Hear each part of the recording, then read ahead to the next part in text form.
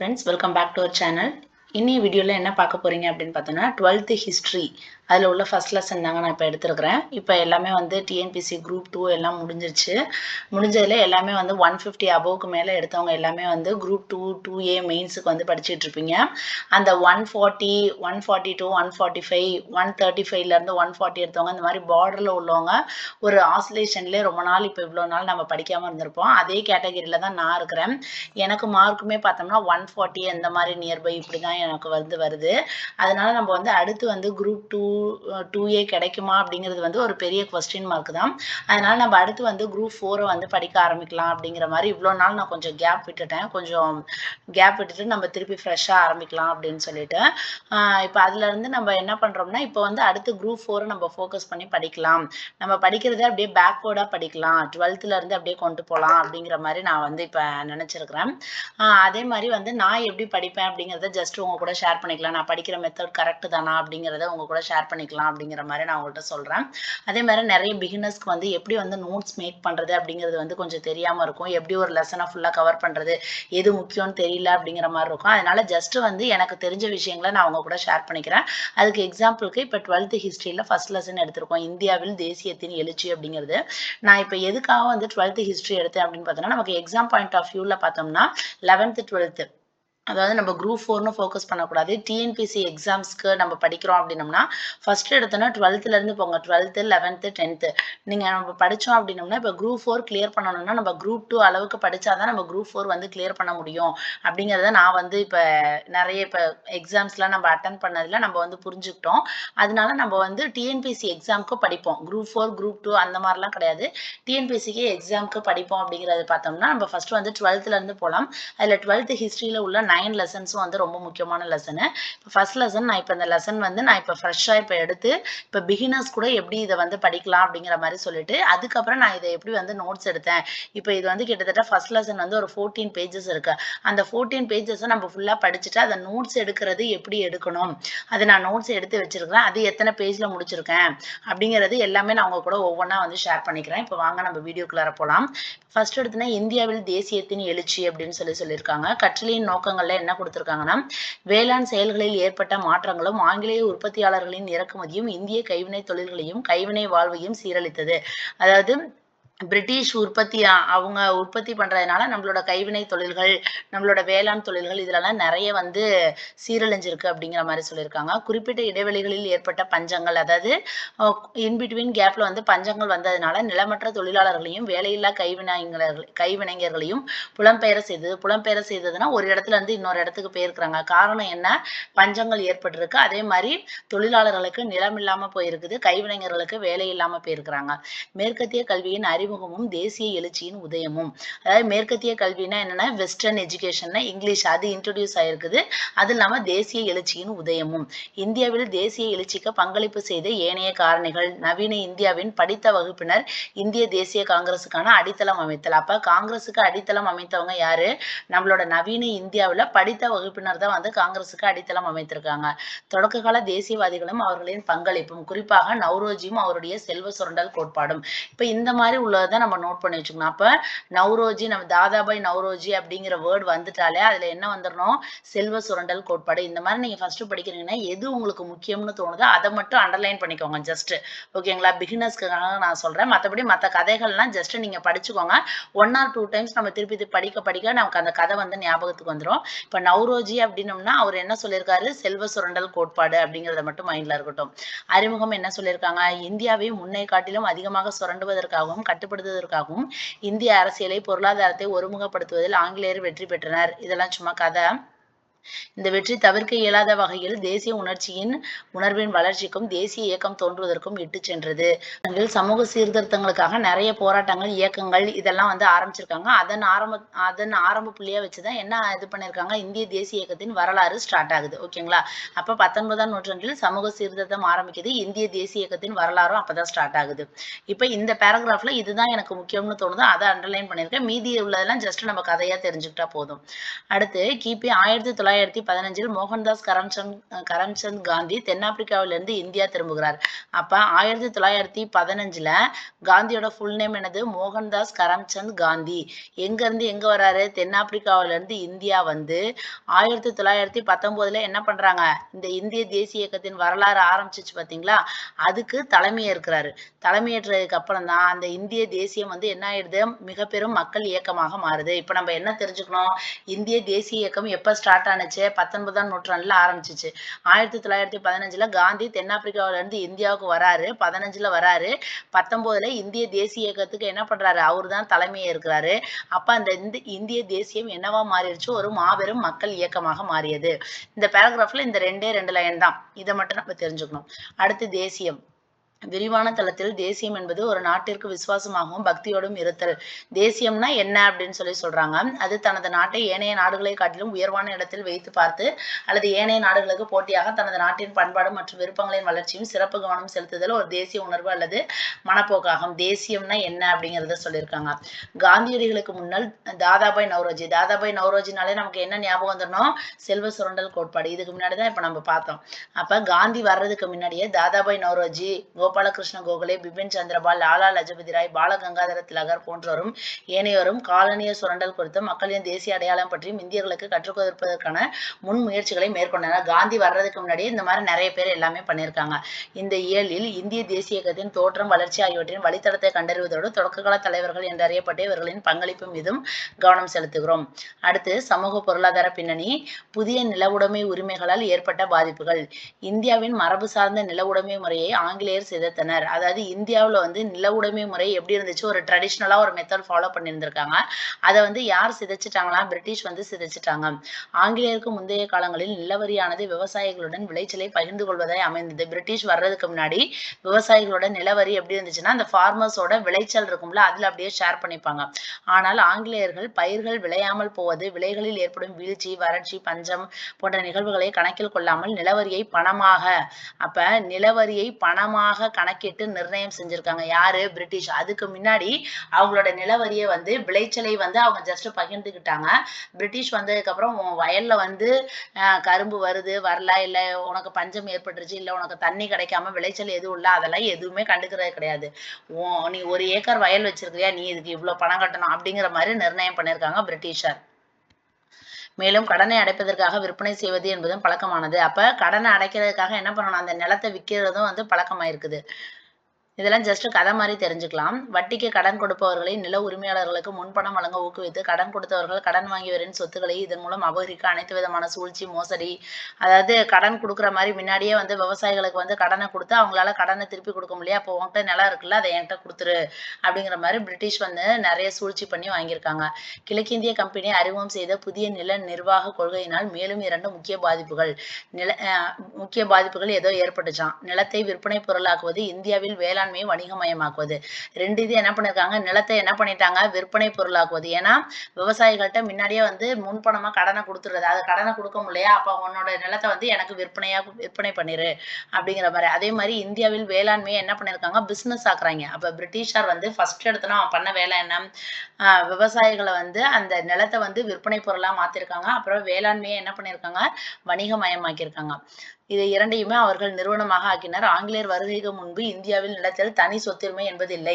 அப்ப பிரிட்டிஷார் வர்றதுக்கு முன்னாடி இந்தியாவில் வந்து என்ன, இது நிலத்தில் தனி சொத்துரிமை அப்படிங்கிறது கிடையாது. ஆனா பிரிட்டிஷ் வந்ததுக்கு அப்புறம் நிலம் வந்து என்ன ஆயிடுச்சு? ஒரு விற்பனை பொருளா மாறிடுச்சு. ஒருத்தர் இருந்து இன்னொருத்தருக்கு வந்து கைமாறுது. மேலும் வரி, குத்தகை செலுத்தப்படவில்லை என்பதற்காக அரசு நிர்வாகம் நில உரிமையாளர்களிடமிருந்து நிலங்களை பறிமுதல். அதாவது உங்ககிட்ட வரி கொடுக்க முடியலையா, குத்தகை பணம் கொடுக்க முடியலையா, உன்னோட நிலத்தை நான் அபகரிச்சிருவேன். இந்த மாதிரி எல்லாம் வந்து பிரிட்டிஷ் என்ன பண்ணிடுது? மத்தவங்களோட நிலத்தை வந்து இவங்க வந்து அபகரிச்சுக்கிறாங்க. இந்த நிலங்களை அது பிரிட்டிஷ் வாங்கி என்ன பண்ணிடுது? மத்தவங்களுக்கு ஏலத்துக்கு விடுறாங்க.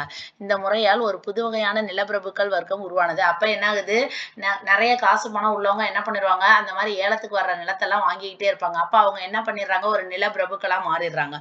நிலப்பிரபுக்கள் வர்க்கம் உருவானது.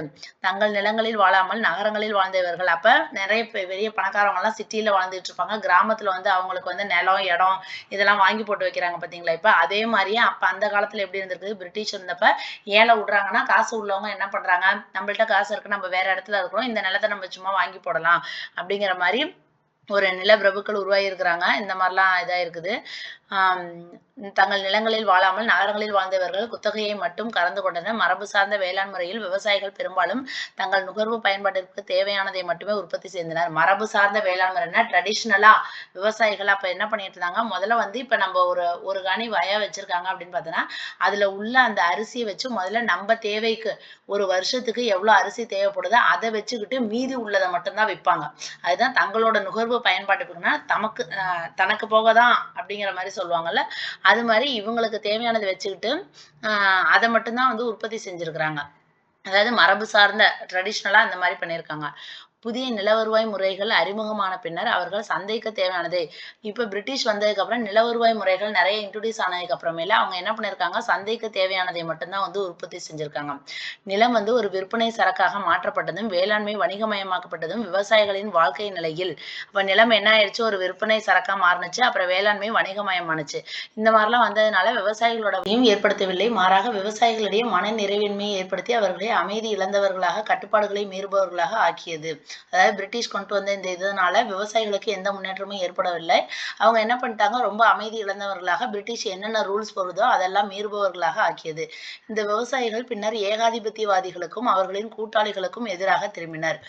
அடுத்து கட்டுப்பாடுகளற்ற வணிக கொள்கை, தொழில் நீக்க செயல்பாடுகள் இந்திய கைவினைஞர்கள் மீது ஏற்படுத்திய தாக்கம். ஓகேங்களா, அதாவது பிரிட்டிஷார் பண்ணதுனால கைவினைஞர்கள் மீது என்னென்ன தாக்கம் ஏற்பட்டுச்சு அப்படின்னு பார்த்தோன்னா, இங்கிலாந்தில் தொழிற்புரட்சி ஏற்பட்டதை தொடர்ந்து கம்பெனி பின்பற்றிய கொள்கையானது இந்தியாவில் தொழில்கள் நீக்கப்படும் விளைவுகளை ஏற்படுத்தியது. இப்போக்கு முதல் உலகப் போர் தொடங்கும் வரை நீடித்தது. அதாவது இங்கிலாந்துல தொழிற்புரட்சி ஏற்பட்டதுனால நமக்கு என்ன ஆகுது, இந்தியாவில் உள்ள தொழில்களை எல்லாத்தையும் நீக்குறாங்க. இது வந்து முதல் உலகப் போர் தொடங்கும் வரை நீடிக்குது அப்படிங்கிறாங்க. ஃபர்ஸ்ட் வேர்ல்டு வார் எப்போ ஆரம்பிக்குது, 1914. அப்போ 1914 வரைக்கும் இவங்க என்ன பண்ணியிருக்காங்க, இந்தியாவில் உள்ள தொழில்களை எல்லாத்தையும் கேன்சல் பண்ணியிருக்காங்க. பிகாஸ் ஆஃப் இங்கிலாந்துல தொழிற்புரட்சி ஆரம்பிச்சதுனால. ஆங்கில அரசு கட்டுப்பாடுகளற்ற சுதந்திர வணிகம் என்னும் கொள்கையை பின்பற்றியது. இதுதான் முக்கியமானது. பிரிட்டிஷ் அரசு என்ன கொள்கையை பின்பற்றியது அப்படின்னு பார்த்தோன்னா, கட்டுப்பாடுகளற்ற சுதந்திர வணிகம், அதுக்கு பேர் வந்து லேசஸ் ஃபயர் அப்படிங்கிற கொள்கையை வந்து பின்பற்றியது. இதுதான் முக்கியமானது, இதை மட்டும்தான் நம்ம நோட் பண்ணிக்கணும். ஆங்கில அரசு கட்டுப்பாடுகளற்ற சுதந்திர வணிகம் என்னும் கொள்கையை பின்பற்றியது. பருத்தி, சணல், பட்டு ஆகிய கச்சா பொருட்கள் இந்தியாவிலிருந்து இங்கிலாந்திற்கு எடுத்து செல்லப்பட்டன. அதாவது இந்தியாவிலிருந்து இங்கிலாந்துக்கு என்ன பண்ணியிருக்காங்க, கச்சா பொருட்கள் அப்படின்னோம்னா அது ஒரு முழு பொருளா டெவலப் ஆகுறதுக்கு முன்னாடி இருக்கும் பார்த்தீங்களா, மூலப்பொருட்கள்னு சொல்லுவாங்கல்ல, அது பருத்தி, சணல், பட்டு இதெல்லாம் இந்தியாவிலிருந்து இங்கிலாந்துக்கு போயிருந்திருக்குது. இந்த கச்சா பொருட்களிலிருந்து உற்பத்தி செய்யப்பட்ட பொருட்கள் மீண்டும் என்ன பண்ணியிருக்காங்க, இங்கிலாந்துல தயாரிச்சு அதை திருப்பி எங்க கொண்டு வந்திருக்காங்க, இந்திய சந்தைக்கு அனுப்பி வைக்கப்பட்டன. தொழில்நுட்ப வளர்ச்சியின் உதவியுடன் இங்கிலாந்தில் உற்பத்தி செய்யப்பட்ட பொருட்கள் இந்திய சந்தைகளில் மலை போல் குவிந்தன. அங்க தயாரிச்ச பொருட்கள் எல்லாமே நம்மளோட மார்க்கெட்ல இங்க வந்து மலை போல குவிஞ்சிருக்குது. இந்திய கைத்தறி நெசவு துணிகளை காட்டிலும் இறக்குமதி செய்யப்பட்ட துணிகள் குறைந்த விலையில், அதாவது நம்ம இங்க கைவினையாளர்கள் தயாரிச்சிருப்பாங்கல்ல, அந்த துணி விலையை விட இவங்க வந்து அங்க இருந்து தயாரிச்சு கொண்டு வந்திருக்காங்கல்ல, அந்த விலை வந்து ரொம்ப கம்மியா இருந்திருக்குது. ஆங்கிலேயரின் வருகைக்கு முன்பாக தனது கைத்தறி துணிகளுக்காகவும் கைவினைப் பொருட்களுக்காகவும் பிரிட்டிஷ் வர்றதுக்கு முன்னாடி இந்தியா எதுக்கு புகழ் பெற்றிருக்குது, கைத்தறி துணி, கைவினைப் பொருட்கள், இதுக்கு தான் புகழ் பெற்றிருக்குது. உலக சந்தையிலும் நல்ல மதிப்பை பெற்றிருந்தது. இருந்த போதிலும் காலனி ஆதிக்க கொள்கையின் விளைவாக இந்திய கைத்தறி பொருட்களும் கைவினைப் பொருட்களும் தங்கள் உள்நாட்டு பன்னாட்டு சந்தைகளை படிப்படியாக இழந்தன. இங்கிலாந்து பொருட்கள் இறக்குமதி செய்யப்பட்டதால் இந்தியாவின் நெசவாளர், பருத்தி இழைய ஆடை தயாரிப்போர், தச்சர், கொல்லர், காலணிகள் தயாரிப்போர் ஆகியோர் வேலையற்றராயினர். அதாவது இங்கிலாந்துல இருந்து நிறைய பொருட்கள் இறக்குமதி ஆனதுனால இந்திய கைவினைஞாளர்கள் அவங்களோட வேலைகள் எல்லாமே வந்து ஸ்டாப் ஆகுது. அது மாதிரி இவ்வளவு பேருக்கு வந்து வேலை இல்லாம போயிட்டாங்க. கச்சா பொருட்களை கொள்முதல் செய்வதற்கான இடமாக இந்தியா, அதாவது பிரிட்டிஷுக்கு தேவையான அந்த முக்கியமான பொருளை டெவலப் பண்றதுக்கான கச்சா பொருட்களுக்கான இடமா வந்து இந்தியாவை வந்து யூஸ் பண்ணியிருக்காங்க. இங்கிலாந்தின் தொழிற்சாலைகளுக்கு தேவையான தொழிற்சாலை பயிர்களான அவுரி மற்றும் ஏனைய பயிர்களை உற்பத்தி செய்யும்படி, அதாவது இங்கிலாந்தோட தொழிற்சாலைகளுக்கு தேவையான தொழிற்சாலை பயிர்கள் என்னது, அவுரி. அப்ப அவுரிக்கு இன்னொரு பேர் என்னது, இண்டிகோ. மற்றும் ஏனைய பயிர்களை உற்பத்தி செய்யும்படி, அவங்களுக்கு தேவையான பயிர்களை உற்பத்தி செய்யும்படி யாரை கட்டாயப்படுத்துறாங்க, இந்திய விவசாயிகளை. இந்த மாற்றத்தினால் பல நூற்றாண்டுகளாக இந்தியாவின் மூலாதாரமாக விளங்கிய வேளாண்மை பாதிக்கப்பட்டு உணவு பற்றாக்குறை. அப்ப ட்ரெடிஷ்னலா நம்ம எதை மட்டும்தான் இவங்க வந்து பயிரிட்டு வந்துட்டு இருந்தாங்க, இந்தியாவுல விவசாயிகள் எல்லாமே வேளாண்மை, அந்த நெல் இந்த மாதிரி வேளாண்மை சம்பந்தமா இது பண்ணது எல்லாமே பாதிக்கப்பட்டு, அதாவது உணவு பற்றாக்குறைக்கு. ஏன்னா அங்க வந்து அவங்களுக்கு ஃபேக்டரிக்கு வந்து அவுரி செடி தேவைப்படுறதுனால நீங்க வந்து வயல்ல என்ன போடுவீங்க, நெல், கோதுமை இதெல்லாம் போடுவீங்களா, அதெல்லாம் ஸ்டாப் பண்ணிட்டு அவுரியை மட்டும் விதைங்கன்னு சொல்லி பிரிட்டிஷ் வந்து கட்டாயப்படுத்துறாங்க. அப்ப இந்தியர்கள் அதை பண்றதுனால இந்தியாவுல என்ன ஆகுது, உணவு பற்றாக்குறை ஏற்படுது. ஓகேங்களா? இப்ப இந்த பேஜ்ல பாருங்க எவ்ளோ இது கதைகள் இருக்குது. எது முக்கியமானதோ அத மட்டும் தான் அண்டர்லைன் பண்ணியிருக்கோம். மீதி உள்ளது எல்லாம் ஜஸ்ட் நம்ம வந்து கதையா தெரிஞ்சு வச்சுக்கிட்டா போதும். இந்த மாரி தான் நம்ம படிச்சு புரிஞ்சுக்கணும். அடுத்து பாருங்க. 1859 to 60 வங்காளத்தில் நடைபெற்ற இண்டிகோ கழகம். அப்ப இத நோட் பண்ணி வச்சுக்கணும். அப்ப இண்டிகோ கழகம் வருஷம் என்ன? 1859 to 60. எங்க? வங்காளத்துல. 1859 to 60 வங்காளம் இண்டிகோ கழகம். கம்பெனியின் அடக்குமுறை கொள்கைக்கு எதிரான இந்திய விவசாயிகளின் ஒரு எதிர்வினை. இது என்னன்னா, பிரிட்டிஷை எதிர்க்கிறாங்க. யாரு? இந்திய விவசாயிகள். பெரும்பாலும் ஐரோப்பியர்களுக்கு சொந்தமாக இருந்த நிலங்களில் இந்திய குத்தகை விவசாயிகள் அவுரியை பயிரிட கட்டாயப்படுத்தினார்கள். அந்த இது என்னன்னா, துணிகளுக்கு சாயம் தயாரிக்க பயன்படுத்தும் இந்த செடி. அந்த அவுரிங்கிறது என்னன்னா, துணிகளுக்கு சாயம் தயாரிக்க பயன்படும் இந்த செடி. ஐரோப்பாவில் பெரும் தேவை ஏற்பட்டிருந்தது. சிறியதொரு தொகையை முன்பணமாக பெற்றுக்கொள்ளவும் சாதகமற்ற ஒப்பந்தங்களை ஏற்றுக்கொள்ளவும் இந்திய விவசாயிகள் கட்டாயப்படுத்தப்படுறாங்க. ஒரு விவசாயி இந்த ஒப்பந்தத்திற்கு ஒப்புக்கொள்ளும் பட்சத்தில் அவர் தனது நிலத்தில் அவுரியை மட்டுமே பயிர் செய்யணும். அதாவது ஒரு அக்ரிமெண்ட் மாதிரி போட்டுறது. போட்டுட்டோம்னா அந்த ஃபார்மர் என்ன பண்ணணும், அவங்களோட நிலத்துல வந்து ஒன்லி அவுரியை மட்டும்தான் பயிர் பண்ணணும். அவுரிக்கு பண்ணையார் கொடுக்கும் விலையோ சந்தை விலையை விட குறைவாக இருந்தது. சரி, பிரிட்டிஷ் சொல்றாங்கன்னு சொல்லிட்டு நம்ம வந்து அவுரிய பயிரிட்டாலும் சந்தையில என்ன விலையோ அந்த விலையை கொடுத்து வாங்கணும்ல. நம்மளை அடிமைப்படுத்துற மாதிரி என்ன பண்ணியிருக்காங்க, ரொம்ப விலை கம்மியா கொடுத்து வாங்கியிருக்காங்க. இதனால் பல சமயங்களில் தங்கள் நிலங்களுக்கான வரி பாக்கியை கூட விவசாயிகளில் அப்ப இவங்களே வந்து காசு கம்மியா கொடுக்குறாங்க, திருப்பி நம்மள்ட்ட வரி வேற வாங்குவாங்க. அந்த வரியை வேற நம்மளால கொடுக்க முடியாத அளவுக்கு காசு ரொம்ப கம்மியா வந்து வாங்கியிருக்காங்க. ஆட்சியாளர்கள் தங்களது குறைகளை நிவர்த்தி செய்பவர் என்ற நம்பிக்கையில் விவசாயிகள் அதிகாரிகளுக்கு பல மனுக்களை வந்து எழுதியிருக்காங்க. அமைதியான வழிகளில் தங்களின் எதிர்ப்புகளை தெரிவிச்சிருக்காங்க. இவர்களின் வேண்டுகோள்கள் அனைத்தும் பயனற்று போனதால் முன்பணம் பெறவும் புது ஒப்பந்தம் போடவும். அப்ப இவங்க வந்து இவங்களோட ஆபீசர்ஸ்க்கு நிறைய லெட்டர்ஸ் மனு இதெல்லாம் கொடுத்துருக்காங்க. பிரிட்டிஷார் இந்த மாதிரிலாம் கொடுமை பண்றாங்க. ஆனா அது எதுவுமே நடக்காததுனால அவங்க என்ன பண்ணிட்டாங்க, இனிமேல் வந்து நீங்க கொடுக்குற முன்பணமும் வாங்க முடியாது, உங்களோட அக்ரிமெண்ட்லயே சைன் பண்ண முடியாது அப்படின்னு சொல்லிட்டு மறுத்து கழகத்துல இறங்குறாங்க. 1859 to 60 மேற்கொள்ளப்பட்டுள்ள இந்த இண்டிகோ புரட்சியின் மூலம் விவசாயிகள் பண்ணையார்களை வடக்கு வங்காளத்திலிருந்து வெளியேற்றினர். அப்ப இண்டிகோ கழகம் மூலியமாக பண்ணையார்களை வெளியேற்றி இருக்கிறாங்க விவசாயிகள். எந்த வங்காளத்திலிருந்து? வடக்கு வங்காளத்திலிருந்து. அப்ப இண்டிகோ கழகம்னா நமக்கு என்ன ஞாபகம் வரணும்? 1859 to 60 வங்காளத்துல நடைபெற்றது இண்டிகோ கழகம். இந்திய விவசாயிகள் வந்து எதிர்க்கிறாங்க. எங்களால வந்து நீங்க சொல்ற அந்த அவுரியை வந்து இது பண்ண முடியாது, அக்ரிமெண்ட்ல சைன் பண்ண முடியாது, முன்பணமும் வாங்க முடியாது அப்படின்னு சொல்லிட்டு, இதனால அங்க உள்ள விவசாயிகள் வந்து பண்ணையார்களை வந்து வடக்கு வங்காளத்திலிருந்து வெளியேற்றியிருக்காங்க. அவ்வளவுதான் இந்த பேராகிராஃப்ல. அடுத்து பஞ்சங்களும் இந்தியர்கள் ஆங்கிலேயரின் கடல் கடந்த காலனிகளில் குடியேறுதலும்.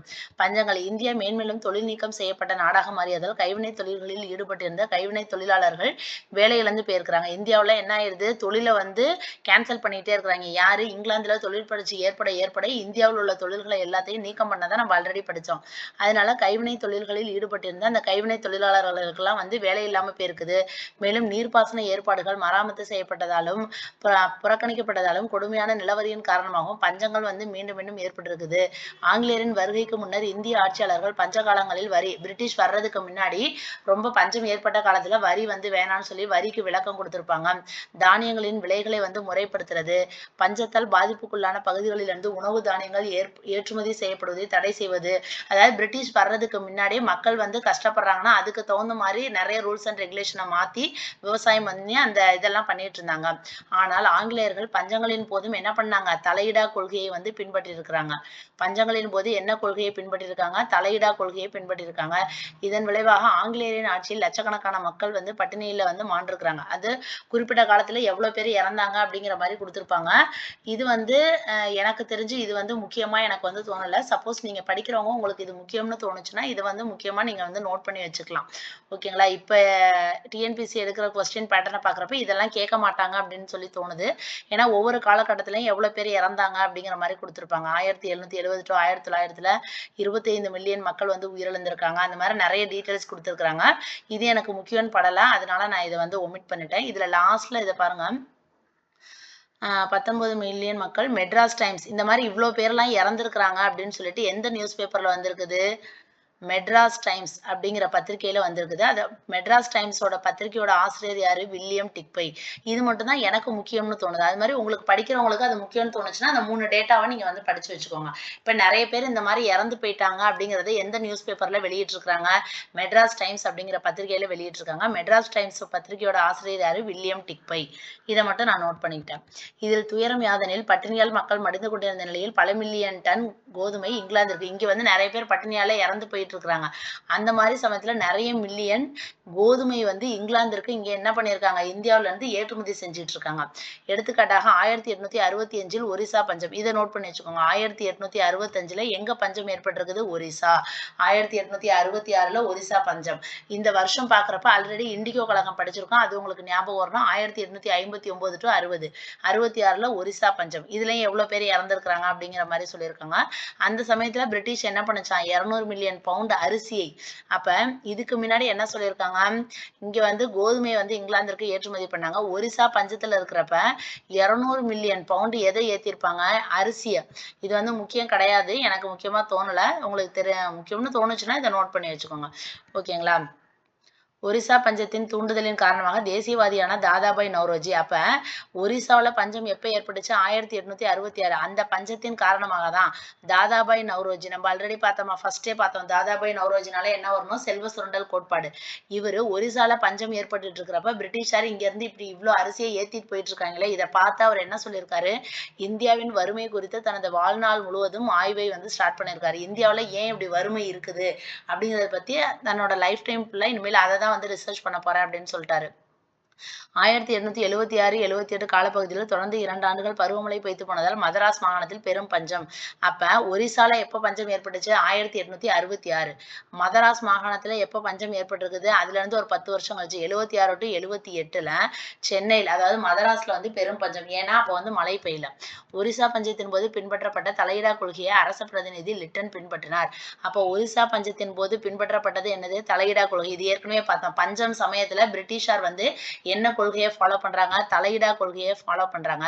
ஒரிசா பஞ்சம் எப்ப ஏற்பட்டுச்சு, 1866. அந்த சமயத்துல அரச பிரதிநிதியா யார் இருந்திருக்காரு, லிட்டன் இருந்திருக்காரு. அந்த லிட்டன் பிரபுவும் எதை தான் பின்பற்றியிருக்காரு, தலையிடா கொள்கையை தான் பின்பற்றியிருக்காரு. மதராஸ் மாகாணத்தில் 3.5 மில்லியன் மக்கள் பஞ்சத்திற்கு பலியானதாக. இது டேட்டாஸ், இது எனக்கு முக்கியம் தோணல. அடுத்து வந்து ஒப்பந்த கூலி தொழிலாளர். ஆங்கிலேய பேரரசின் காலனிகளான Ceylon, Mauritius, Fiji, Malaya, Caribbean தீவுகள், தென்னாப்பிரிக்கா போன்ற பகுதிகளில் பெருந்தோட்ட பயிர்களான காபி, தேயிலை, கரும்பு ஆகியன அறிமுகமான போது அந்த தோட்டங்களில் வேலை செய்ய பெரும் எண்ணிக்கையிலான தொழிலாளர்கள் தேவைப்பட்டனர். அதாவது இப்ப பிரிட்டிஷ் பேரரசு அவங்களோட காலனி அரசுன்னு சொல்லிட்டு குட்டி குட்டி நாடுகள் இருக்காது, அது என்னென்ன, Ceylon, Mauritius, Fiji, Malaya, Caribbean தீவுகள், இந்த இடத்துலலாம் என்ன பண்ணிருக்காங்க, பெருந்தோட்ட பயிர்கள் என்னென்ன போட்டிருக்காங்க, காபி, தேயிலை, கரும்பு. நம்ம இந்தியால வந்து என்ன பண்ணியிருந்தாங்க, இண்டிகோவை வந்து பயிரிடணும்னு சொன்னாங்க. இவங்களோட இந்த காலனி அரசுகள்ல பெருந்தோட்ட பயிர்களான காபி, தேயிலை, கரும்பு இதெல்லாத்தையும் வந்து இன்ட்ரோடியூஸ் பண்ணியிருக்காங்க. அப்ப அந்த தோட்டத்துல எல்லாம் வேலை பார்க்கறதுக்கு நிறைய தொழிலாளர்கள் இவங்களுக்கு பிரிட்டிஷுக்கு தேவைப்படுறாங்க. அப்ப 1815 சிலோன் ஆளுநர், ஏன்னா ஆங்கிலேய பேரரசின் காலனி எது, சிலோன் ஒண்ணு இருக்கு. அப்ப 1815 வந்து சிலோன்ல உள்ள ஆளுநர் என்ன பண்ணிருக்காரு, மதராஸ் மாகாண ஆளுநருக்கு ஒரு லெட்டர் எழுதியிருக்காரு. 1815 சிலோன் ஆளுநர் மதராஸ் மாகாண ஆளுநருக்கு ஒரு லெட்டர் எழுதிட்டு, எங்களுக்கு வந்து இந்த மாதிரி பெருந்தோட்ட பயிர்களான காபி, தேயிலை, கரும்பு இதெல்லாம் நாங்க வந்து இங்க இன்ட்ரோடியூஸ் பண்ணிருக்காங்க பிரிட்டிஷ். அங்க வேலை பார்க்கறதுக்கு நிறைய எண்ணிக்கையிலான அந்த கூலி ஆள்கள்லாம் தேவைப்படுறாங்க, அதனால அந்த கூலிகள் எல்லாம் நீங்க வந்து அனுப்பி வைங்க அப்படின்னு சொல்லிட்டு மெட்ராஸ் மாகாண ஆளுநருக்கு லெட்டர் எழுதுறாரு. மதராஸ் மாகாண ஆளுநர் வந்து இந்த கடிதத்தை வந்து மேல் நடவடிக்கையாக யாருக்கு அனுப்புறாங்க, தஞ்சாவூர் மாவட்ட ஆட்சியருக்கு அனுப்பி வைக்கிறாங்க. ஓகேங்களா. சிலோன் வந்து மெட்ராஸ்க்கு அனுப்புறாங்க, மெட்ராஸ் வந்து யாருக்கு அனுப்புறாங்க, தஞ்சாவூருக்கு அனுப்புறாங்க. மக்கள் தங்கள் நலத்தின் மீது அதிக பற்று கொண்டிருந்ததால் ஊக்கத்தொகை ஏதேனும் வழங்காமல் அந்த மக்களை அவர்களின் சொந்த மண்ணிலிருந்து நகரச் செய்வது சிரமம் என தஞ்சை மாவட்ட ஆட்சியர் தெரிவித்தார். ஆனால் 1833, அதாவது உங்களுக்கு வேலை செய்யறதுக்கு விவசாயிகள் வேணும் அப்படின்னோம்னா இங்க இருந்து மக்கள் வந்து அவங்களோட, அந்த காலத்துலலாம் இது என்னோட சொந்த நிலம், இப்ப எப்படி எல்லாம் வெளிநாட்டுக்கு வேலைக்கு போறாங்க, அந்த காலத்துலலாம் இது என்னோட சொந்த நிலம், இங்க இருந்து நான் போக மாட்டேன் அப்படின்னு சொல்றாங்க. அப்படிங்கிற மாதிரி தஞ்சாவூர்ல உள்ள மாவட்ட ஆட்சியர் சொல்லியிருக்காங்க. ஆனா 1833-43 நிறைய பஞ்சங்கள் ஏற்பட்டதுனால அரசாங்கம் எதுவும் சொல்லாம மக்களே வந்து ரொம்ப பஞ்சமாகறதுனால அவங்க இருந்த இடத்துல இருந்து என்ன பண்ணிட்டாங்க, புலம்பெயர்ந்து வேற இடத்துல வந்து அக்ரிமெண்டோட எனக்கு வந்து எங்கேயாவது கூலி தொழிலாளியா வேலை கொடுங்க அப்படிங்கிற மாதிரி அவங்க வந்து போயிட்டாங்க. புரியுதுங்களா உங்களுக்கு. கவர்மெண்ட் சொல்றப்ப போகாம ஆட்டோமேட்டிக்காவே அது வந்து நடந்துருச்சு. அப்ப இலங்கையின் காபி, தேயிலை, அப்ப பிரிட்டிஷோட காலனி அரசு எல்லாம் எங்க இருக்குது, இலங்கையில. அங்க பெருந்தோட்ட பயிர்களான என்னென்ன விளைவிக்கிறாங்க, காபி, தேயிலை, கரும்புலாம் விளைவிச்சாங்க பார்த்தோமா. அங்க வந்து இந்தியர்கள் வந்து என்ன பண்ணிட்டாங்க, கூலிகளாக வேலை செய்யறாங்க. இந்த இதுக்கு வந்து கூலிக்கு வேலை செய்யதான் ஏற்கனவே தஞ்சாவூர் மாவட்ட ஆட்சியர் கூப்பிட்டது. அப்ப அவங்க வந்து வரல. இப்போ வந்து இவங்க பஞ்சத்தின் விளைவாக அந்த மாதிரி வந்துட்டாங்க.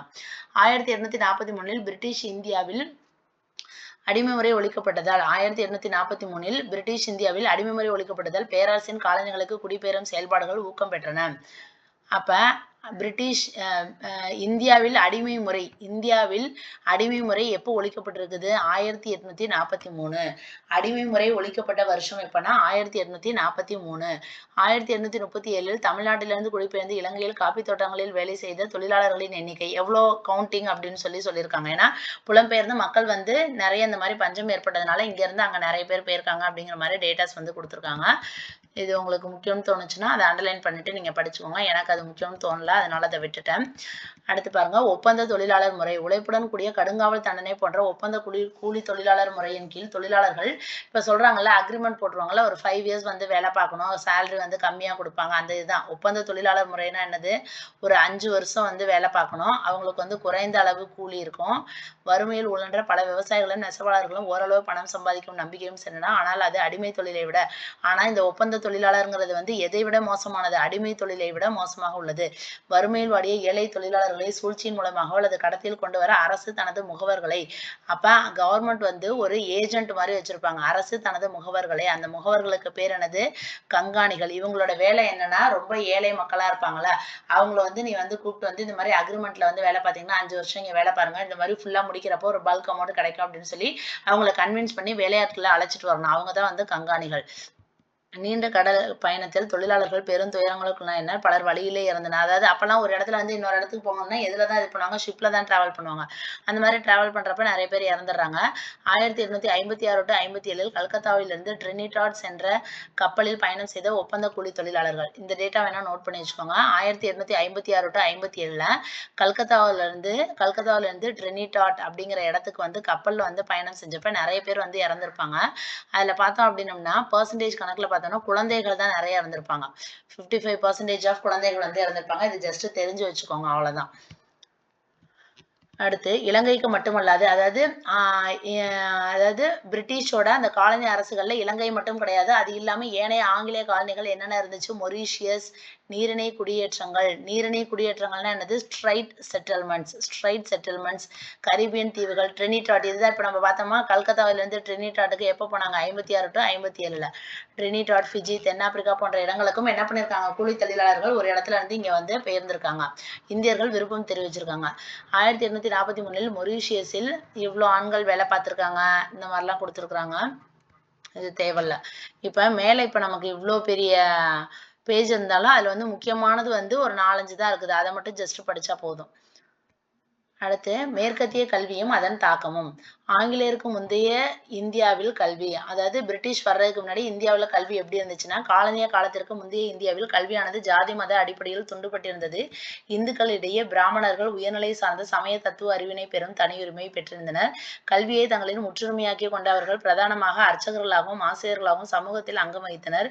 வித்யாலயங்கள், சதுஸ்பதிகள் என்று அழைக்கப்பட்ட உயர்தர கல்விக்கூடங்களில், அதாவது காலனிய காலத்திற்கு பிரிட்டிஷ் வர்றதுக்கு முன்னாடி இந்தியாவில் கல்வி எப்படி இருந்துச்சு அப்படின்னு பார்த்தோன்னா, ஜாதி மத அடிப்படையில் உயர் ஜாதியா இருந்துச்சுன்னா நீ வந்து படிக்கலாம், தாழ் ஜாதியா இருந்துச்சுன்னா நீ வந்து படிக்க முடியாது அப்படின்னு சொல்லிட்டு, அதுலேயும் மெயினாக வந்து ஹிந்துஸ்ல வந்து பிராமின்ஸ் இருக்காங்கல்ல, அவங்க தான் வந்து ஒரு உயர் ஜாதி உயர் நிலையில உள்ளவங்க அப்படிங்கிற மாதிரி, கல்வி வந்து எங்களுக்கு மட்டும்தான், வேற யாருக்கும் கிடையாது, நாங்க மட்டும்தான் படிப்போம், கல்வியை வந்து முற்றுரிமையாக்கி அவர்கள் மட்டுமே படிச்சு அவங்க என்னென்னவா இருக்கிறாங்க, அர்ச்சர்களா இருக்கிறாங்க, ஆசிரியர்களாக ஒரு சமூகத்தில் ஒரு மெயினான போஸ்ட்ல வந்து இருந்துகிட்டு இருக்காங்க.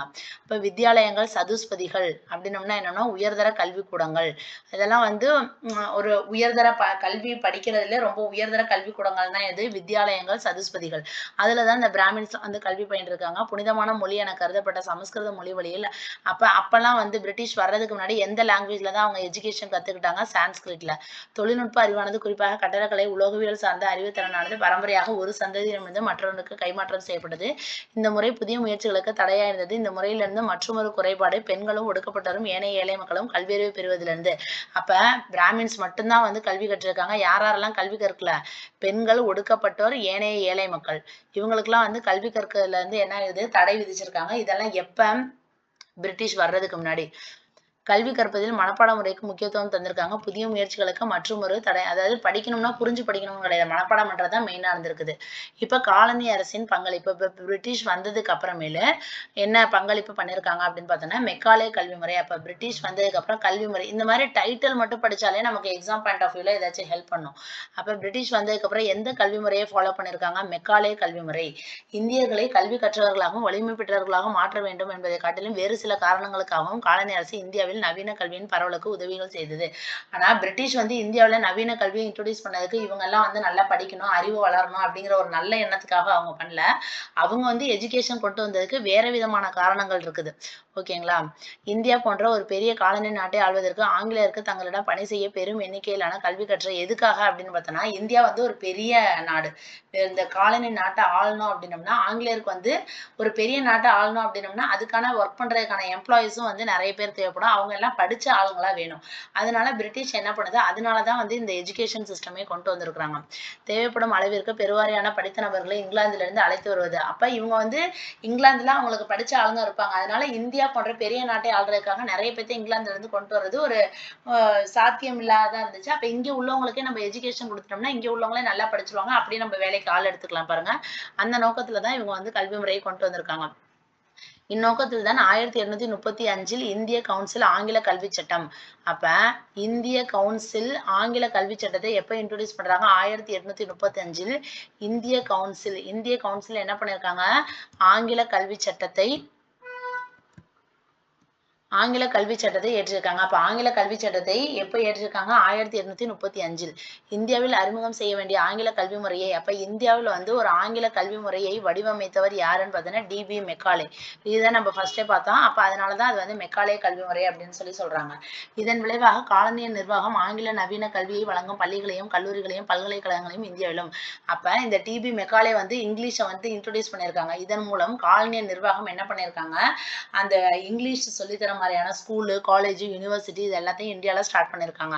1857 பம்பாய், சென்னை, கல்கத்தா ஆகிய இடங்களில் பல்கலைக்கழகங்கள். 1857 3 முக்கியமான இடங்கள் என்னன்னா பம்பாய், சென்னை, கல்கத்தா, இந்த 3 இடத்துலையும் வந்து யூனிவர்சிட்டி ஆரம்பிச்சிருக்காங்க. இந்தியர்களில் படித்த வகுப்பினர் ஆங்கிலேயர்களுக்கு விசுவாசமாக இருப்பதோடு ஆங்கில அரசின் தூண்களாகவும் திகழ்பவர் அப்படின்னு சொல்லி, அதாவது எஜுகேஷன் இங்கிலீஷ் எஜுகேஷன் கொண்டு வந்ததே நம்ம தானே, அதனால அதுல படிச்ச ஆளுங்க வந்து நமக்கு விசுவாசமா இருப்பாங்க அப்படின்னு சொல்லிட்டு பிரிட்டிஷ் வந்து எதிர்பார்க்கிறாங்க. ஆங்கிலேயர் தங்கள் நலனுக்காக கட்டமைத்த இந்திய மத்திய தர வர்க்கத்தை உருவாக்கி அதை பாபு. அப்ப பிரிட்டிஷ் வந்து இவங்களோட நலனுக்காக தான் education system, English education system கொண்டு வந்தாங்க. அந்த மாதிரி படிச்ச மக்களை இவங்க என்னன்னு சொல்றாங்க? பாபு வர்க்கம் அப்படின்னு சொல்லி ஏளனப்படுத்துறாங்க. ஏளனப்படுத்துறதுன்னா பெருமைப்படுத்துறதுல ஒரு கிண்டல் பண்ற விதமா சொல்றாங்க. இருந்த போதிலும் அந்த வர்க்கத்தினரே இந்தியாவின் புரட்சிகர முற்போக்கான படித்த வர்க்கமாக மாறி நாட்டின் விடுதலைக்காக மக்களை திரட்டுவதில் முக்கிய பங்கு ஆற்றியிருக்காங்க. மேல ஒரு பாக்ஸ் இருந்துச்சு, அதை படிச்சிடலாம். இப்ப இந்த நம்ம மெக்காலே, இவர் தான் வந்து டிபி மெக்காலே. டிபி மெக்காலே வந்து 1834 to 38 வரை கவர்னர் ஜெனரலின் ஆலோசனை குழுவில் ஒரு முதல் சட்ட உறுப்பினராக அங்கம் வகித்தவர். அப்ப இவர் என்னது? சட்ட உறுப்பினர், ஒரு லாயர். இவர் வந்து ஒரு குழுவுல இருந்திருக்காரு. எப்ப அப்படின்னு பார்த்தோன்னா 1834 to 38 கவர்னர் ஜெனரலோட ஆலோசனை குழு, அட்வைஸ் பண்ற மாதிரியான குழுவுல வந்து ஃபர்ஸ்ட் இருந்த ஒரு லாயர் அப்படின்னு பார்த்தீங்கன்னா இந்த டிபி மெக்காலே. 34 to 38 இருந்திருக்காரு. அதன் மூலியமா தான் 35ல வந்து இங்கிலீஷ் எஜுகேஷன் சட்டமா வந்து கொண்டு வந்திருக்காரு.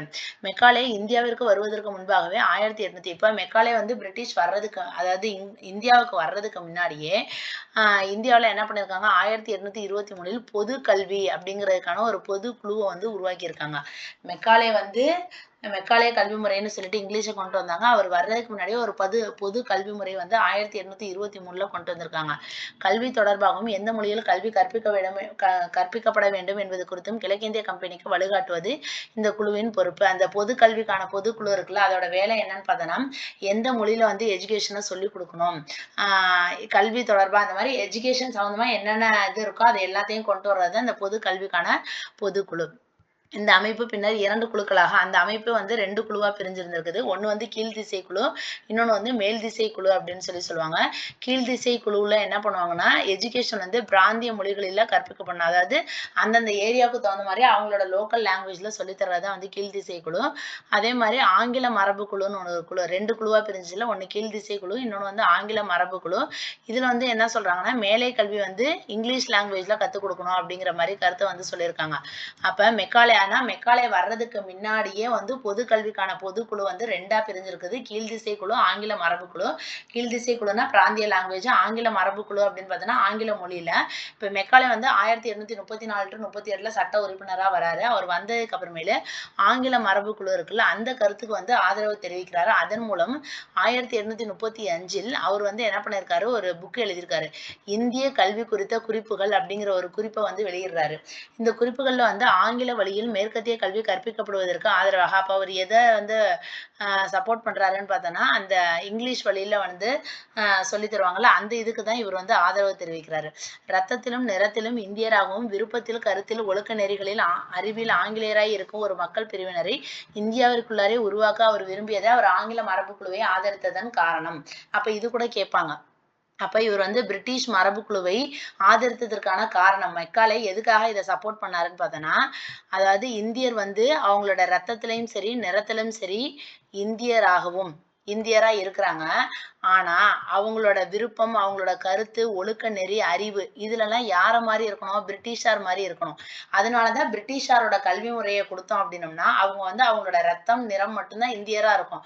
ஆனா அவங்களோட மன ஓட்டம், அவங்களோட கருத்து, அவங்களோட ஒழுக்க நெறி, டிசிப்ளின் எல்லாமே யார் கொடுத்ததா இருக்கும், பிரிட்டிஷார் கொடுத்ததா இருக்கணும். ஏன்னா அந்த இந்தியர்கள் எல்லாம் யாருக்கு கீழே இப்ப வேலை பார்க்க போறாங்க, பிரிட்டிஷ்க்கு கீழே தான் வேலை பார்க்குறாங்க. இந்த மாதிரி மக்களை உருவாக்கணும் அப்படிங்கிறதுக்காகவே தான் நான் வந்து 2 குழுவுல கீழ்திசை குழு, ஆங்கில மரபு குழுல ஆங்கில மரபு குழுவை நான் சப்போர்ட் பண்ணேன் அப்படின்னு சொல்லிட்டு யார் சொல்றாரு, டிபி மெக்காலே அவர்கள் சொல்றாங்க.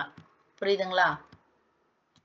இந்த மாதிரி புரிஞ்சு படிச்சிட்டோம் அப்படின்னோம்னா நமக்கு எப்போ வந்து கேட்டாலும் வேற யாருக்காவது சொல்லி தரதுக்கு கூட நமக்கு வந்து நல்லா மைண்ட்ல வந்து பதியும். ஓகேங்களா?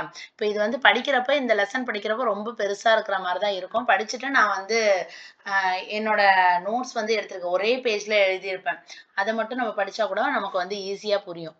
ஓகேங்களா? இப்போ இது பாருங்க, இது எவ்வளோ இருக்கு. ஓகே. இப்ப கற்றறிந்த மத்திய தர வகுப்பினரின் பங்கு. அதாவது கற்றறிந்த மத்திய தர வகுப்பினருக்கு பிரிட்டிஷார் வந்து ஏளனமா என்ன பேர் வச்சாங்க, பாபு வர்க்கம்னு பேர் வச்சாங்க. பொருளாதார நிர்வாக மாற்றங்கள் ஒருபுறமும் மேற்கத்திய கல்வியின் வளர்ச்சி மறுபுறத்திலுமாக புதிய சமூக வர்க்கங்கள் வளர்ச்சி பெறுவதற்கு இடமளித்தன. இந்த புதிய வர்க்கங்களின் இடையே இருந்து ஒரு நவீன இந்தியா கற்றறிந்தோர் பிரிவு உருவானது. ஆங்கிலேயர்களால் உருவாக்கப்பட்ட இந்த நவீன சமூக வர்க்கம் இந்தியாவின் வணிக வர்த்தக சமூகங்கள், நிலப்பிரபுக்கள், லேவாதேவி செய்வோர் அப்படின்னம்னா வட்டிக்கு பணத்தை கடன் கொடுப்போர். இதே மாதிரி நம்ம ஏற்கனவே ஒன்று பார்த்தோம், கங்காணிகள்னு பார்த்தோம். கங்காணிகள்னா என்னது, கவர்மெண்ட் வந்து ஒரு ஏஜென்ட் மாதிரி ஃபிக்ஸ் பண்ணியிருப்பாங்களா, அவங்க தான் கங்காணிகள். லேவாதேவி அப்படின்னு பார்த்தோம்னா வட்டிக்கு வந்து பணத்தை கடன் கொடுப்போர். ஆங்கிலம் பயின்ற ஏகாதிபத்திய அரசின் துணை நிர்வாக பிரிவுகளில் பணியமர்த்தப்பட்டோர், மருத்துவர்கள், வழக்கறிஞர்கள் ஆகியோரை உள்ளடக்கியதே இருந்தது. இப்போ இதெல்லாம் நமக்கு தேவையில்லை, இதை மட்டும் பார்த்துக்கலாம். லேவாதேவி செய்வோர் அப்படின்னம்னா வட்டிக்கு பணத்தை கடன் கொடுப்போர். இவர்கள் தொடக்க காலத்தில் ஆங்கிலேய நிர்வாகத்துடன் இணக்கமான அணுகுமுறையை கொண்டிருந்தார். இருந்த போதிலும் தங்களது விருப்பங்கள் சுதந்திர இந்தியாவில் மட்டுமே நிறைவேறும் என்பதை இவர்கள் உணர்ந்து கொண்டனர். மேற் சொல்லப்பட்ட வர்க்கங்களை சேர்ந்த மக்கள் ஏனைய மக்களிடையே நாட்டுப்பற்றை வளர்த்திருப்பதில் சிறப்பான பங்கேற்றனர். யாருன்னா அந்த படித்த மக்கள் இருக்கிறாங்கல்ல, படித்த இந்தியன்ஸ் வந்து மற்ற மக்கள்கிட்ட வந்து நாட்டுப்பற்றை வளர்க்கணும் அப்படிங்கிறதுக்காக பார்ட்டிசிபேட் பண்றாங்க. தேசிய அளவில் இந்திய தேசிய காங்கிரஸ் நிறுவப்படுவதற்கு முன்னர் இருந்தே பல அமைப்புகளில் இந்த வகுப்புகளை சேர்ந்தோரின் உணர்வுகள் தெளிவாக பேசப்பட்டதை காண முடிகிறது. நவீன இந்திய கற்றறிந்தோர் பிரிவை சேர்ந்த ராஜாராம் மோகன் ராய், ஈஸ்வர சந்திர வித்யாசாகர், சுவாமி விவேகானந்தர், அரவிந்த கோஷ், கோபாலகிருஷ்ண கோகலே, தாதாபாய் நவ்ரோஜி, ஃபெரோஷா மேத்தா, சுரேந்திரநாத் பானர்ஜி ஆகியோரும் மற்றோரும் இந்திய அரசியல், சமுதாய, மத இயக்கங்களுக்கு தலைமையேற்றனர். இவங்கெல்லாம் யாருன்னா பிரிட்டிஷார் கொண்டு வந்த ஆங்கில கல்வி முறையை பயின்ற ஆங்கிலேயர்களால் வந்து அதாவது கற்றறிந்த மத்திய தர வகுப்பினர், பாபு வர்க்கம் என்று ஏளனமாக சொன்னப்பட்டவங்க தான் இவங்கெல்லாம். இவங்கெல்லாம் என்ன பண்ணிருக்காங்க, இந்திய அரசியல், சமுதாய, மத இயக்கங்களுக்கு தலைமையேற்றிருக்காங்க. ஏன்னா இவங்கெல்லாம் வந்து கொஞ்சம் படிச்சிருக்காங்க. மேலை நாட்டு அறிஞர்களான John Locke, James Stuart Mill, மார்ஜினிக், அரிஃபால்டி, ரூசோ, தாமஸ் பெயின், மார்க்ஸா ஆகியோராலும் மற்றவர்களாலும் கூறப்பட்ட தேசிய மக்களாட்சி, சோசியலிசம் போன்ற தத்துவ கருத்துக்களை கற்றறிந்திருக்காங்க. கற்றறிந்த இந்தியர்கள் அறிந்து கொண்டனர். ஏன்னா இவங்க புக்ஸ் இதெல்லாம் நிறைய படிக்கிறதுனால மேலை நாடுகள்ல உள்ள அவங்களோட தேசியம்னா என்ன, மக்களாட்சினா என்ன, சோசியலிசம்னா என்ன அப்படிங்கறதெல்லாம் அவங்களோட கருத்துக்களை எல்லாத்தையும் படிச்சு இவங்க வந்து தெரிஞ்சுக்கிறாங்க. சுதந்திரமான பத்திரிகை உரிமை, பொதுக்கூட்டங்களில் சுதந்திரமாக பேசும் உரிமை, சுதந்திரமாக ஒன்று கூடும் உரிமை ஆகியன இயற்கையான இயல்பான உரிமைகள். இதெல்லாம் படிச்சதுனாலதான் நமக்கு தெரிஞ்சிருக்குது. ஓகேங்களா. சுதந்திரமா நமக்கு பத்திரிகை உரிமை இருக்கு, பொது கூட்டங்கள்ல சுதந்திரமா பேசலாம், கலந்துக்கலாம், கொள்ளலாம், இந்த மாதிரியான இதெல்லாமே இயற்கையான உள்ள உரிமைகள் அப்படிங்கிறதெல்லாம் இந்த மாதிரி மேல உள்ள இவங்களோட தத்துவ கருத்துக்களை படிச்சுதான் இந்தியர்கள் வந்து எல்லாமே தெரிஞ்சிருக்கிறாங்க. இந்தியர்கள் எல்லாரும் இல்ல, அந்த படித்த இந்தியர்கள் வந்து தெரிஞ்சிருக்கிறாங்க. கற்றறிந்த இந்தியரின் ஐரோப்பிய கூட்டாளிகள் இந்த உரிமைகளை தங்கள் நெஞ்சுக்கு நெருக்கமாக வைத்திருந்தனர். அதாவது கற்றறிந்த இந்தியரின் ஐரோப்பிய கூட்டாளிகள் இந்த உரிமைகளை தங்கள் நெஞ்சுக்கு நெருக்கமாக, இது வந்து இயல்பாகவே இருக்கக்கூடிய உரிமைகளை எல்லாத்தையும் அந்த ஐரோப்பிய கூட்டாளிகள், அந்த அவங்க பிரிட்டிஷார் இருக்காங்களா, அவங்களாம் அவங்களுக்கு மட்டும்தான் அப்படின்னு சொல்லி அவங்க மட்டுமே வச்சிருந்திருக்கிறாங்க. அதை அவ்வாறே அமைப்புகள் உருவாக்கப்பட்டன. அங்கே மக்கள் ஒருவர் சந்தித்து தங்களை பாதிக்கும் அம்சங்கள் குறித்து விவாதித்தனர். இந்த செயல் போக்குவரத்து வசதியும் மிக பெரும் விரிவாக்கம், இந்தியா முழுவதும் நிறுவப்பட்ட அஞ்சல் தந்தி சேவைகள் ஆகியன இது போன்ற விவாதங்கள் தேசிய அளவில் நடைபெறுவதை சாத்தியமாக்கின. சமய பரப்பாளர்களின் பங்களிப்பு, இந்திய மக்களிடையே நவீன கல்வியை கற்றுத்தர மேற்கொள்ளப்பட்ட தொடக்ககால முயற்சிகளினின்று கிறிஸ்துவ சமய பரப்பு நிறுவனங்களால் முன்னெடுக்கப்பட்டது. அப்ப இந்திய மக்கள்கிட்ட நவீன கல்வியை கொண்டு வரணும் அப்படிங்கிறதுக்காக ஸ்டார்டிங்ல அவங்க என்ன பண்ணிருக்காங்க, கிறிஸ்துவ சமய பரப்பு நிறுவனங்கள், கிறிஸ்டின் சமய பரப்ப வந்து பரப்புறோம் அப்படிங்கிற மாதிரி அதை மாதிரியே கொண்டு வந்து அப்படியே எஜுகேஷனையும் வந்து பரவியிருக்காங்க. மதமாற்ற ஆர்வத்தால் தூண்டப்பெற்ற அவர்கள் இந்துக்களிடையே நடைமுறையில் இருந்த, அதாவது மதமாற்ற ஆர்வம்னா ஹிந்துஸை வந்து என்னவா மாத்துறாங்க, கிறிஸ்டினா கன்வெர்ட் பண்றாங்க. அந்த மாதிரி ஆர்வத்தால் தூண்டப்பெற்ற அவர்கள் இந்துக்களிடையே நடைமுறையில் இருந்த பல கடவுள் நம்பிக்கையும் சாதிய ஏற்றத்தாழ்வுகளையும் தாக்கலாயினர். ஹிந்துஸ் வந்து என்ன பண்ணிருக்காங்க, பல கடவுள் நம்பிக்கை, நிறைய கடவுள் வந்து கும்பிடுவாங்க. ஓகேங்களா. இப்பயே நம்ம வந்து ஒருத்தர் விநாயகரை கும்பிடுவோம், ஒருத்தர் முருகர் கும்பிடுவோம், ஒருத்தர் சிவன், அந்த மாதிரி இந்துக்களிடையே பல கடவுள் நம்பிக்கை வந்திருக்குது. இப்ப இந்த ஆங்கில கல்வி முறையை வந்து மக்கள்கிட்ட கொண்டு வரதுக்காக அந்த கிறிஸ்துவ சமய பரப்பு நிறுவனங்கள் என்ன பண்ணிருக்காங்கன்னா, மதம் மாற்றம், அதாவது ஹிந்துஸை என்னவா கன்வெர்ட் பண்ண போறாங்க, கிறிஸ்டினா கன்வெர்ட் பண்ண போறாங்க. அப்போ உங்கள்கிட்ட உள்ள அந்த பல கடவுள் நம்பிக்கை இதெல்லாம் வந்து அவங்க என்ன பண்றாங்க, தாக்குறாங்க. அதெல்லாம் அவங்களுக்கு வந்து அதுல உள்ள நம்பிக்கையெல்லாம் இதெல்லாம் இது அப்படிங்கிற மாதிரி அவங்க வந்து சொல்றாங்க. நவீன மத சார்பற்ற கல்வியின் மூலமாக கிறிஸ்துவத்தை போதிப்பது சமயப்பரப்பு நிறுவனங்கள் கைக்கொண்ட ஒரு முறையாகும். மரபு சார்ந்த கல்வி முறையில் கல்வி கற்பதற்கான உரிமைகள் மறுக்கப்பட்ட அடித்தட்ட மக்களும் விளிம்பு நிலை மக்களும் கல்வி பெறுவதற்கான வாய்ப்பை இவை வழங்கலாயின. மக்களில் மிக மிக சிறிய பகுதியினரே கிறிஸ்துவ மதத்திற்கு மாறியிருக்காங்க. இந்த மாதிரி வந்து மக்களை வந்து கொஞ்சம் இப்படி மதமாற்றம் பண்றதுல ஒரு சில கொஞ்சம் பேர் மட்டும்தான் கிறிஸ்துவ மதத்திற்கு மாறியிருக்காங்க. ஆனால் கிறிஸ்துவம் விடுத்த சவால்கள் பல்வேறு சமூக சமய சீர்திருத்த இயக்கங்கள் போன்ற வழிவகை செய்தது. ஓகேங்களா. இதான் கிறிஸ்துவ சமய பள்ளி. அதுக்கடுத்து சமூக சமய சீர்திருத்தங்கள், அரசியல் செயல்பாடுகளில் மக்களை ஈடுபடுத்தும் முன்னர் சமூகத்தை சீர்திருத்த வேண்டியதை ஆங்கில கல்வியை கற்றறிந்தவர் உணர்ந்தனர். அப்ப இவங்க என்ன பண்ணிருக்காங்கன்னா, இப்ப இந்த படிச்ச ஆளுங்க இருக்காங்களா, மத்திய தர அந்த பாபு வர்க்கம்னு சொல்றோம்ல, அவங்க என்ன பண்றாங்க, இப்ப முதல்ல வந்து மக்கள்கிட்ட வந்து அரசியலை வந்து கொண்டு வரணும் அப்படின்னம்னா அதுக்கு முன்னாடி நம்ம சமூகத்துல நிறைய மூட நம்பிக்கைகள் இதெல்லாம் இருக்கு, அதை ஃபர்ஸ்ட் சீர்திருத்தணும், சமூகத்தை சீர்திருத்தணும் அப்படின்னு சொல்லிட்டு இங்கிலீஷ் கல்வியை கற்றறிந்தவர்கள் வந்து உணர்றாங்க. 19ஆம் நூற்றாண்டில் நடைபெற்ற சீர்திருத்தம் எப்ப ஆரம்பிச்சிச்சு, 19ஆம் நூற்றாண்டில் நடைபெற்ற சீர்திருத்த இயக்கங்களை பின்வருமாறு வகைப்படுத்தலாம். எப்படி, ராஜாராம் மோகன் ராயால் நிறுவப்பெற்ற பிரம்ம சமாஜம். அப்ப ராஜாராம் மோகன் ராய் என்ன ஆரம்பிச்சிருக்காரு, பிரம்ம சமாஜம் ஆரம்பிச்சிருக்காரு. டாக்டர் ஆத்மாராம் பாண்டரங் அவர் என்ன உருவாக்கியிருக்காரு, பிரார்த்தனை சமாஜம். பிரம்ம சமாஜம்னா ராஜாராம் மோகன் ராய், பிரார்த்தனை சமாஜம்னா ஆத்மாராம் பாண்டரங். சையது அகமது கானால் பிரதிநிதித்துவப்படுத்தப்பட்ட அலிகார் இயக்கம் இதெல்லாம் வந்து என்னது, சமூக சீர்திருத்த இயக்கங்கள் 19ஆம் நூற்றாண்டில் ஆரம்பிச்சது. மொத்தம் 3 சொல்லியிருக்காங்க. ராஜாராம் மோகன் ராய்னா பிரம்ம சமாஜ், ஆத்மாராம் பாண்டரங்னா பிரார்த்தனை சமாஜ், சையது அகமது கான்னா அலிகார் இயக்கம். அடுத்து வந்து மீட்பு இயக்கங்கள் என்னென்ன அப்படின்னு பார்த்தோன்னா, ஆரிய சமாஜ், ராமகிருஷ்ண இயக்கம், தியோபந்த் இயக்கம். மொத்தம் 3 இயக்கம், ஆரிய சமாஜ், ராமகிருஷ்ண இயக்கம், தியோபந்த் இயக்கம். அடுத்து பூனேவில் வந்து ஜோதிபா பூலே, கேரளாவில் பூனேல யார் இருக்காங்க, ஜோதிபா பூலே. கேரளாவில் யாரு, நாராயணகுரு ஐயங்காளி. தமிழ்நாட்டுல ராமலிங்க அடிகள், வைகுண்ட சுவாமிகள், அதுக்கப்புறம் அயோத்திதாசர். இவங்க எல்லாமே என்ன பண்ணிருக்காங்க, சமூக இயக்கங்கள் வந்து இது பண்ணிருக்காங்க. இவங்கெல்லாம் என்ன பண்ணிருக்காங்க, சமூக இயக்கங்கள் குறித்தும் இந்த அனைத்து சீர்திருத்தவாதிகள் குறித்தும் அவர்களின் பங்களிப்பு குறித்தும் 11ஆம் வகுப்பு பாடப்புத்தகத்தில் விரிவாக, அதாவது 11th ஸ்டாண்டர்ட் புக்ல இவங்கெல்லாம் என்னென்ன கொண்டு வந்தாங்கிறத பத்தி ரொம்ப டெப்தா கொடுத்துருக்கிறதா சொல்லியிருக்கிறாங்க. 19ஆம் நூற்றாண்டு சீர்திருத்தவாதிகள் காரணத்தை அடிப்படையாக கொண்டு கற்றறிந்த மேலை நாட்டினர் முன்வைத்த சவால்களை எதிர்கொண்டு பதில் கூறினர். இந்த சீர்திருத்தவாதிகளால் தூண்டப்பட்ட மீள் சிந்தனையின் விளைவாக இந்திய தேசிய உணர்வு உதயமானது.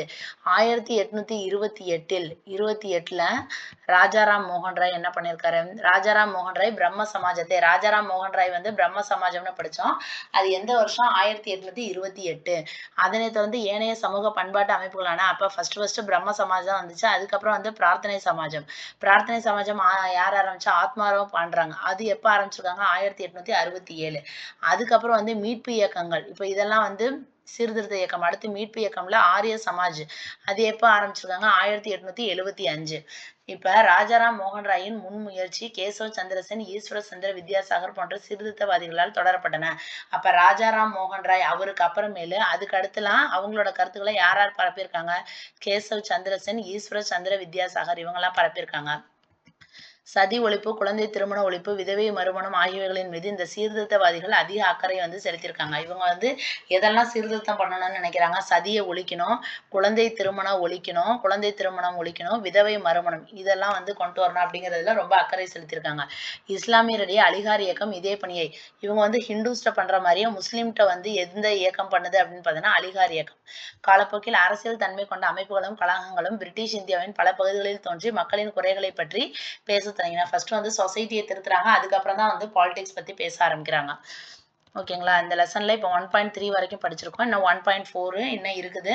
அதுக்கடுத்து நான் வந்து ஹேண்ட் ரிட்டன் நோட்ஸ் வந்து இது சம்பந்தமா எடுத்திருக்கேன். சிங்கிள் பேஜ்ல நம்ம இப்போ இது வந்து கிட்டத்தட்ட ஒரு 1 ஹவர் கூட படிக்கிறோம்னு வச்சுக்கோங்களேன். இந்த லெசனை நல்லா கான்சென்ட்ரேட் பண்ணி படிக்கிறோம் அப்படின்னோம்னா அதுக்கப்புறம் அந்த நோட்ஸ் எடுத்து வச்சுட்டீங்கன்னா அதுக்கப்புறம் நீங்க வந்து ஒரு 5 மினிட்ஸ்ல வந்து படிச்சிடலாம். ஓகேங்களா? அது மாதிரி தான் வரும். இது வந்து இப்போ பெரிய லென்த்தா இருக்கும் அப்படின்னு சொல்லிட்டு நான் அடுத்த வீடியோல கண்டினியூ பண்றேன்.